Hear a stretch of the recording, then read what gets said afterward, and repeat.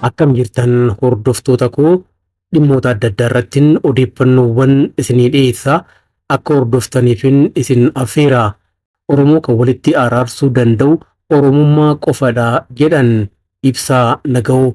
Obbo Ibsaa Naga'oo qabsaa bara dheeraati. Wanti himan jira dhimma qabsoo Oromoo irratti. Wal cabsuu fi Oromoo waliin dhaabbachuun duruu qabsoo Oromoo naaffeesse. Qawweedhaan mo'achuun taayitaa qabachuun barrisaa darbeera. Ani kanan qabsaa'e ummata aangeessuufi jedhan obbo Ibsaa Naga'oo turtii OBN waliin taasisaniin kan hordoftan ta'a. Waa'ee qulqullina barnootaa irrattis kan himame jira. Guutuusaa akka hordoftaniif isin affeereera. Turtii gaarii.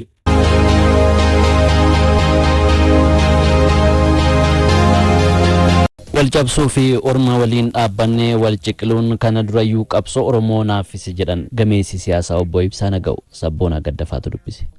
Addunyaa irratti namoonni siyaasa kanaa fi kan isaan kennanii garaagara.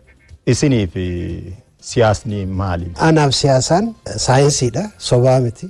Waan ta'uu danda'u irratti xiyyeeffatta, waan ta'uu hin dandeenye irratti yeroo xiyyeeffattetti gama finxaalayyiitti deema. Sun immoo hawaasicha gahaa. Siyaasaadha Itoophiyaa keessa jiru kana ilaalcha qawweedhaan rakkoo fura akkamiin ilaala? Mooderni dimookiraasii kana keessatti qawweedhaniin moohee aangootti dhufa kan jedhu suni maraammartoo delusional ta'e malee agartee kan of gowwoomsiti malee kan dhugaa ta'uu hin danda'u. Ilaalchi keessumaa qabsoo hidhannoo keessatti dhalate. Oromoon qabsoo hidhannoo keessatti jalqabe.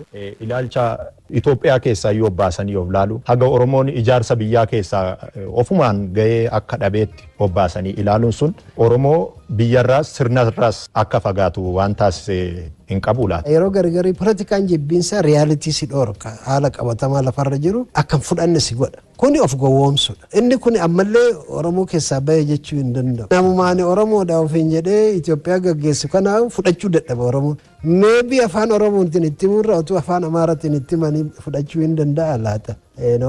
Jechuun wal ciicachuurraa kan ka'e, wal tuffachuurraa kan ka'e. Kanaaf inni kun poolitikaa yeroon isaa itti dabre ta'ee jira amma. Siniin qabsoo hidhannoo dhiiftanii gara nagaatti wayya jettanii qabsoo hidhannoo irraa gara qabsoo nagaatti dhuftan. Tarii inni uffitammoo qabsoo hidhannoo irraa abdii kuttammoo yookaan immoo jijjiiramni biyya kana keessatti dhufe bakka isin baataniif sana waan sinii bu'e. Ani kanan qabsaa'eef ummata aangessu empowermentii poolitikaa jechuun ummata kana kan diinagdee, kan siyaasaa, kan hawaasummaa, kan aadaa, kan afaanii qora qalbii kana dura du'e sana kaasuu. Namni Oromoo yeroo duraatiif gaaffii Oromoo of wajjin of fakkeesse harka lafa jalaatiin lafa jalas hojjechaa sochii sanas xinnisaa yookaan deeggaraa gama aangootti dhufe Abiyyi qofa. Ilaalcha natu beekaa kan jedhuu fi nama ofii tuffachuu wal cabsuu ilaalcha kanatu qabsoo Oromoo duubatti rakkisanii jettanii turtan. Otuu beektaa strategical inamiin jiru jechuun diinni tarsimoo guddaan waloominaan isa jibbu jiru wal tuffateetoo miila wal qabee alagaa jalatti wal kuffisuu deema jechuudha. Kuni hinaaffadha. Warri biroo bar jagna uumanis sodaatullee jagna godhanii jala deema. Keenya jagnuma kanaahu ofitti jalatti gadi buusetti balleechuu barbaada jechuudha. Kuni naashinaalizimii Oromoo keessatti nu malee waan jedhu tokko guruppii akkasii kana uumaa dhufe jechuudha. Qabsoo karaa nagaa fi qabsoo hidhannoo kana walitti fiddanii maaltu siyaasa Oromoo walitti araarse? Oromummaan Oromoo walitti yoon araarsine waan biroo isa walitti araarsuu hin danda'u. Kan rakkoo furu nagaadha malee hidhannoo miti jettanii murteessitanii hojii guddaa hojjetaa turtaniitu. Har'a immoo dhaloota kana daandii nagaatti fiduudhaaf isin maal hojjetan? Oromoon amma mootummaa isa miidhuun qabu. Mootummaa isa deeggaru malee. Isa kana yommuu nurraa fagaatellee akka nurraa hin fagaanne nama keenya kana ofitti harkisnee qabuu qabna. Aadaadhaan qabuu qabna. Maanguddummaan qabuu qabna. Intarastii faamilii isaatiin qabuu qabna. Seenaadhaan qabuu qabna. Malee keenyaa miti jennee achi dhiibnee alagaatti harkisuun kun dogoggora siyaasaa ture. Dogoggora siyaasaa kana immoo ta'ee jira. Ammas dogoggorree obboleeyyan keenyaa wajjin wal loluu hin qabnu jedheen amanaan. Dandaan keenya dhimma barnootaa fi qulqullina isaa irratti kan xiyyeeffatu mootummaan rakkoo sirna barnootaa keessa jiru fooyyessuudhaaf imaammata barnootaa haaraa baasee hojiirra oolchuu eegalee jira. Imaammata haaraa kanaan immoo bulchiinsa qormaataa fi madaallee barnootaa irratti fooyya'insi godhameera. Haaluma kanaan bara 2014 irraa eegalee kenniinsi qormaataa akka fooyya'uuf tarkaanfiin fudhatameen eegala koobsi barattoota yuunivarsiitii seenanii hir'ateera. Manneen barnootaa hedduun haga barataa tokkollee yuunivarsiitiitti seensaniif rakkatanii itti ga'anii jiru. Kanneen immoo akkuma kanaan kanaan dura barnoota qormaataaf dhiyeessan mara yuunivarsiitii seensanis muraasaa ta'an iyyuu malee hin dhabamne manneen barnootaa kunneen gidduutti garaagarummaan akkamiin uumame dhimma jedhugaa ajandaan keenya galgala kana bu'uuraaleen misoomaa guutamuu dhabuu fi hanqinni dhiyeessiilee calloo barnootaa kufaatii barattootaaf sababa ta'uu godina Harargee Lixaatti dureewwan manneen barnootaa garaagaraa himan Salamoon Abbabaatu dubbise. Manneen barnoota waggoottan 3 oliif barattoota kutaa 12ffaa hin dabarsine keessaa godina Harargee Lixaa aanaalee garaagaraatti kan argaman manneen barnoota sadarkaa 2ffaa Bosoosoo, Daaroo Abboonaa fi manni barumsa Dagaagaa keessatti argamu. Akka odeeffannoon manneen barnoota kanneen irraa arganne mul'isutti manni barumsa sadarkaa 2ffaa Bosoosoo waggoota 3f, manni barumsa Daaroo Abboonaa immoo waggoota 4f walitti aansanii barataa tokkollee kan hin dabarsine yoo ta'u manni barumsa sadarkaa 2ffaa Dagaagaa erga hundeeffamee marsaa 5 qorus barataa tokkollee hin dabarsine. Waggoota 3f walitti aansuudhaan manni barumsaa keenya kun barataa tokkollee hin dabarsine. Kun immoo rakkoon barataa biras ni jira, barsiisaa biras ni jira, hawaasa biras ni jira. Erga manni barumsaa kun eegale marsaa 5 barattoota kana qoree jira. Hanga ammatti barattoonni kun tokkollee dabruu hin dandeenye. Akka rakkootti tokkoffaan hooggansa mana barumsaati. Faasilitiin barnootaa wantoonni jedhaman guutamuu dhabu. Fakkeenyaaf kitaabilee wabii adda addaa jiraachuu qabu. Laabii keemistiriitii fi laabii baayoloojiidha guutumaa guututti hin jiru jechuudha. Barsiisonni irra baay'ee mana barumsaa kanatti qaxaraman barsiisota firaashii peedaagoojii qaban. Kuni madda rakkoo tokkooti. Inni lammaffaan immoo haalli qophii barsiisaadha gahaa miti. Fakkeenyaaf barsiisonni kutaa 9 hanga 12 barsiisaa tokkoon baratamaa jechuudha. Kitaabni barataadha reeshoo tokko wal ga'uu dhabuun isaa rakkoodha. Wal hin geenye. Bara 2008 gaafa manni barumsaa isaatu gara mana kitaabatti kitaabilee wabii bitamanii galanii ergasii kitaabilee wabiidhaa tokkichi bitamanii kan laabraariitti galanii jiran jechuudha. Manni barumsa sadarkaa 2ffaa Gaadulloos bara darbe barataa muraasa dabarsus bara kana akkuma manneen barnoota kanneenii barataa tokkollee akka hin dabarsine mana barumsichaa irraa odeeffanneerra.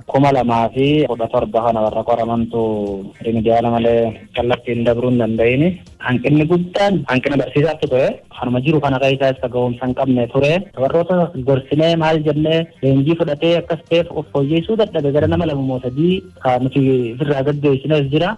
Deebisnee immoo nama bakka san buusuu irratti baay'ee ulfaataa turte hanqinni barsiisaadhaa kun. Kanumti dhufsanillee eegasii ga'umsisaa yoo xiqqishuma fooyyee ta'e tirsuu eegalle bakka asirraa baasuu irra jechuudha. Manneen barnootaa kanneen harki caalaan kan argaman gandoota baadiyyaa gammoojjii keessatti waan ta'eef misoomawwan bu'uuraa barbaachisan hin guuttanne. Kanaan alas barsiisaa gahaan kan hin ramadamnee fi kun immoo kufaatii barattootaaf sababoota eeraman keessaa ta'us dureewwan manneen barnootaa kanneen irraa bilbilaan odeeffanneerra. Manni barumsaa gaafa ijaaramu iddoo mijatatti hin ijaaramne, ifaan hin jiru, daandiin hin jiru, bishaan hin jiru. Gaafa dura barnoonni kun kaalkulamiin isaa jijjiiramu dursa maal ta'uu qaba? Barsiisaan gahaan hubannoo qabu achirratti dhufuu qaba jechuudha. Inni biraa immoo barsiisaan gosa sabjektii isaatiin gahaa ta'e ramadamuu qaba jechuudha. Fakkeenyaaf barsiisaan kutaa 9 hanga 12 barsiisuma tokko barsiisa. Amma fakkeenyaaf barnoota keemistirii, fiiziksii, barnoota herreegaa barsiisaa tokko barsiisaa jechuudha. Inni kun immoo barattoota kana ni ceesisaa yookaan ni dabarsaa jennee gaafa laalle yoo waliin gahiinsa ta'e malee waa buusuu hin danda'u jechuudha.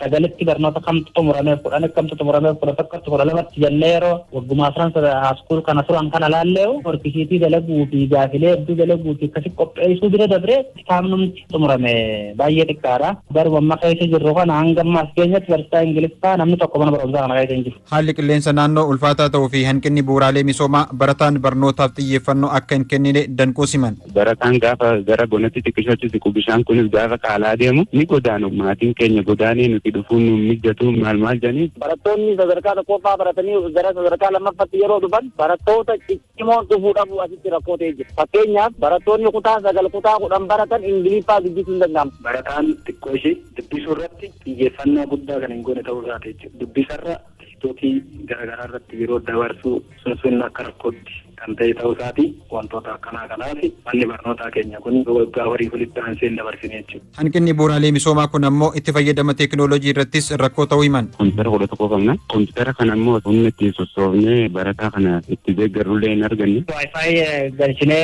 diijitaal laayibireerii akkasitti mijjeessuu irratti kun hin jiru. Mootummaatti hin jiru.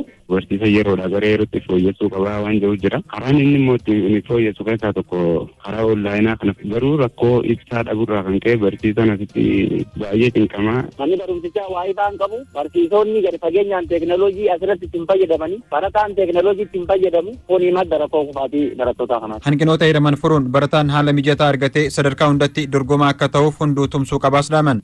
aadaa Oromoo keessatti ilmoon namaa kun uumama hundaaf bakka kenna, uumama hundaa dhageeffata, uumama hundaa sirnaan ilaalaa nagahaan jiraataa jechuudha. Misooma inni jennu, diinagdee inni jennu kun kana keessaa baha, kana keessaa dhalataa jechuudha. Yoo uumamni hundi nagaa qabaatan kana gochuu beektaa seera raammoo raaratti jedhee raammoo ijaan mul'atuuf ijaan hin mul'anneefi seera tume. Seera mukaa mokkonnoo jedhee seera bosonaa fi bineensa bosona keessa jiraatu, kan lafa keessa jiraatu dabalate. Seera dheedaareeraa jedhee yookiin seera maddaa margaa jedhe seera bishaanii fi waan bishaan keessa jiraatu kana hunda uumamaaf bakka waan kennuuf yoo kun hundi eegame misoomni jiraa jechuudha. Yoo kun hundi eegame diinagdeen jiraa jechuudha. Ilaalchi Oromoon diinagdeef qabu isa kana nama sadarkaadhaan qooduun hin jiru gadaa keessa, nama gartuudhaan ka adda qoodu kun gadaa Oromoo keessa hin jiru beektaa. Warra olaanaa, warra jiddugaleessa, warra gadaanaa gabaabaa dheeraan yookiin warra akkasii gosa gadaantuu gosa olaantuu jechuun hin jiru. Namooma irratti ijaarame gadaan kun. Namaa miti bineensa kaaniifuu jenne miti namooma irratti ijaarame waan ta'eef gadaa keessa wanni akkasii hin jiru jechuudha. Sirni burjaazii sirni akkasii kun gadaa Oromoo keessa aadaa Oromoo keessa hin jiru. Nama kamiiyyuu ta'e gosa kamiiyyuu ta'e biyya kamiiyyuu dhufe aadaaf duudhaa Oromoo kana barbaada jennaan lakkii